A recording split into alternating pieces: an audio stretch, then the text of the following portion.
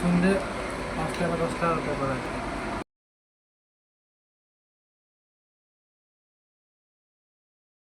সন্ধ্যা বন্ধুরা, তো আজকে দেখো বাবা আর মেশো এসেছিলো জামাই ষষ্ঠী নেমন্তন্ন করতে। আমার দিদা দেখো আমার জন্য কত কিছু পাঠিয়ে দিয়েছে।